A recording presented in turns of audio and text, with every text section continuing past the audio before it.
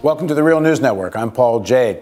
This is part 2 of our interview with Isabel Garcia on immigration reform, and she now joins us again from Tucson. Isabel is co-chair of the human rights organization Derechos Humanos in Tucson.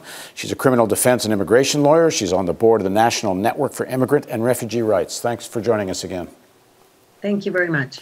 So my main question to you is, what would immigration reform look like if you wrote it? But just before you go there, let me just ask you one basic question of principle. Does a country, does the United States have a right to say how many people can migrate to it each year, put some numbers and limits on it, and control its borders so not more than that can get in? Absolutely. A government has total right. I mean, I guess the issue becomes is the government making the right decisions? And we've not been making right decisions. But do we have a right? Absolutely. And then there's something specific which we discussed in part 1. We don't have to go over it again. But there's a specific issue with immigrants that have come from Mexico, because for decades they were encouraged to come, even though there was no real legal status and way to come. Hundreds of thousands, millions of people were essentially asked to come to work in agriculture and other parts of the American economy. And that's why there's something specific about the people that are already here and undocumented. So that's, if you haven't watched part 1, we talked about more of that in part 1. Now let's go to the question. If you were writing immigration reform, what would it look like? Well, I think that immigration reform is like an urgency. I would divide it in 3 broad aspects, and I will begin with the first one. And I think that we must deal with the root cause of migration, period. We should have done that 20 years ago, last year, yesterday, tomorrow, next year. We need to address the issue of mass migration, why people are coming. And then we have to address the role that the United States policy has been in those countries that have caused people to migrate unlawfully into the United States. I've already talked about the free trade agreement. NAFTA has propelled 6 million undocumented farm workers here. Our war in El Salvador, for instance, propelled thousands, hundreds of thousands of political refugees. Our drug war in Mexico is causing refugees. And you can see that other policies across the world with those countries result in migration here. So it's essential that we deal with root cause. I mean, okay, let me just ask you a question about that. A national security issue. Let me ask you about that, because you won't get obviously an argument from me about that, but that's a pretty long-term issue. You're asking for a fundamental change in U.S. foreign policy, a fundamental change in U.S. commercial relations with these countries, and that ain't happening soon. It can be quicker.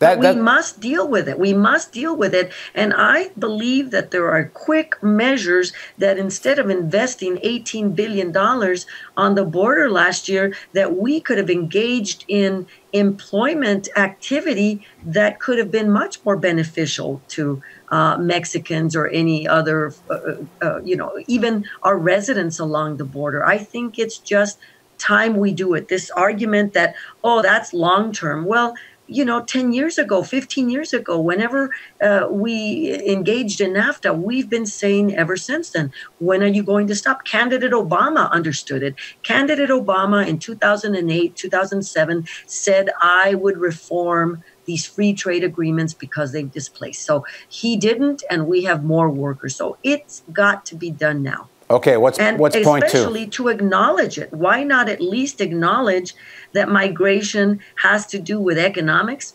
that we should encourage people to be with your families. That's the social part of it, because human beings form families. We should have that as our cornerstone of our reform. So that's number 1, changing policy. Number 2, I would say reform our current immigration laws to reflect the reality. The reality is that we've invited 11 million undocumented people here. I mean, you can say here or there, there's, we're all human beings. So you can say, oh, there's a murderer here and a rapist here, that sort of thing. But by and large, the vast majority of immigrants are here because we've invited them to build our country. We should give meaningful and widespread amnesty without creating this incredible, costly process to determine who's the good immigrant versus the bad immigrant. I think we need to have as meaningful, as broad of a legalization program as possible. That would take care of everybody here. And thirdly, and very dear to my heart, is we need to begin the demilitarization of our border and our communities, because now you're being militarized. It doesn't matter if it's in the state of Washington or in Iowa.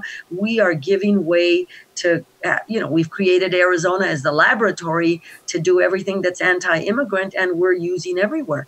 We're going to add more Border Patrol agents. Imagine that, when migration is at an all-time low. So who exactly are they going after? Okay, now let me ask you. Going after all of us. Such a broad amnesty, and this is part of what President Obama's proposal is supposed to try to deal with, is that in fact there are a lot of people who have committed, violent crimes or other kinds of crimes, or involved in narco trafficking and such. I mean, I know it's a tiny minority of the people we're talking about, a sliver. But there are such people. Doesn't it not need to be, if there's a process of amnesty that does deal with that? Well, very limited, because let me tell you, there's an awful lot of information on everybody, you and I, and especially the immigrant population. And yes, there can be arguments. It's not going to come from me, because I'm telling you, I'm a criminal defense attorney. I know many people who've made mistakes in their lives, and they pay dearly. They pay a 10-year period of sentence or 20 years. We have a criminal justice system that deals with that. I don't believe that families should be divided. Okay, so you want violent people out of there. Do you know that we have created an $18 billion apparatus for what? For a few people? We continue to criminalize people for illegal entry. Did you know that? Here in Tucson, we will have hundreds and hundreds of thousands of people who will not be eligible because they've been deported before. So they're not going to get eligibility. And those that came back to be with their families, they've been found guilty of a felony. Did you know it was a felony to be found in the United States after having been formally deported? We criminalize these by the thousands here in Tucson. President Obama, as well as the senators, want to increase this costly program that does nothing for the good of this country. And so to look at more details, I invite you to look at our framework. Derechos Humanos framework is at www.derechoshumanosaz.net, AZ for Arizona, derechoshumanosaz.net, and you will find our response, our framework that we issued on international well, I invite our viewers to do that. Go take a look. Underneath the video, there's a comment section here. So you make your comments on those proposals and President Obama's proposals, and we'll invite Isabel back and some other experts on this issue, and can respond to some of your questions and comments about all of this. So we will pursue this further. Thanks very much for joining us, Isabel. Thank all of you so much. Bye-bye. And thank you for joining us on the Real News Network.